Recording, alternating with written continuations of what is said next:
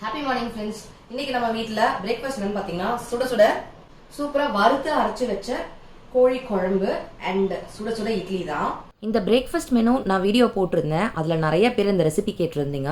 Chicken, நாட்டுக்கோழி, mutton எது எடுத்தாலும் இதே மெத்தடில் ட்ரை பண்ணுங்கள், அருமையாக இருக்கும்.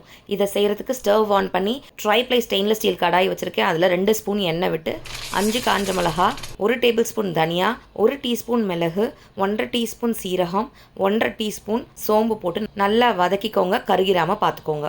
இந்த மெத்தடில் குழம்பு செய்யும்போது குழம்பு நிறையா கிடைக்கும் உங்களுக்கு. நிறையா பேர் வீட்டில் இருக்கும்போது இந்த மெத்தட் ட்ரை பண்ணி பாருங்கள்.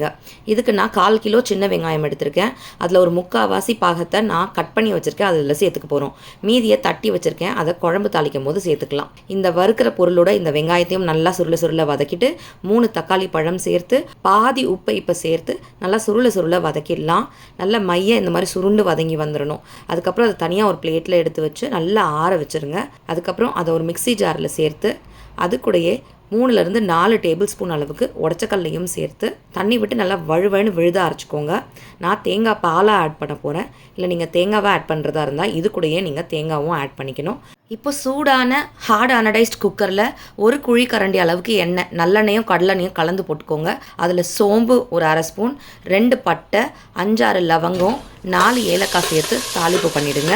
அப்புறம் நல்லா 4-5 கொத்து கருவேப்பிலையும் மீதி தட்டி வச்சுருக்கக்கூடிய சின்ன வெங்காயமும் சேர்த்து நல்லா வதக்கி விட்டுட்டு 3 டேபிள் ஸ்பூன் அளவுக்கு இஞ்சி பூண்டு விழுதையும் சேர்த்து நல்லா பச்சை வாசனை போகிற அளவுக்கு சுருள வதக்கிடுங்க. ஒரே ஒரு பழுத்த நாட்டு தக்காளி பழம் இப்போ சேர்த்து மீதி உப்பையும் சேர்த்து நல்லா சுருள வதக்கிக்கோங்க.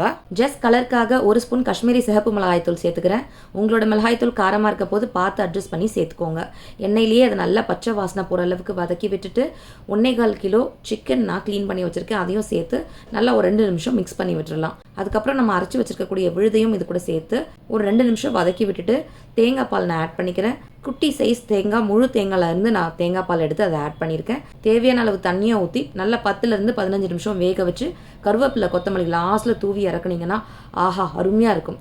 இட்லி, தோசை, இடியாப்பம், ஆப்பம் அண்ட் சாப்பாடுக்கு கூட அருமையாக இருக்கும். காலையிலேயே சுட சுட மெத்தின இட்லியும் இந்த வறுத்து அரைச்ச சிக்கன் குழம்பும் ஆஹா என்ன ஒரு ருசி. கொதிக்க இருக்கா, டக்குன்னு எல்லாம் எடுத்து சாப்பிட முடியல. கொஞ்சோண்டு இட்லி, ஒரு குட்டியான சிக்கன் பீஸு, ஏன்னா சுடுது, வாய்க்குள்ள வச்சா வாய் வந்துடும். நல்லா இங்கே பாருங்க, அப்படியே பஞ்சு மாதிரி வந்துருச்சு. சரவணப்பட்டி ஸ்கூல்ல இருந்து வந்த உடனே ஊட்டி விடணும்.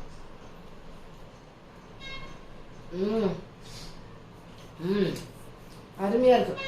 இந்த கோல்டுக்கு சுட சுட சாப்பிட்றதுக்கு காரசாரமான சூப்பர் கோழி குழம்பு கண்டிப்பா ட்ரை பண்ணி பாருங்க.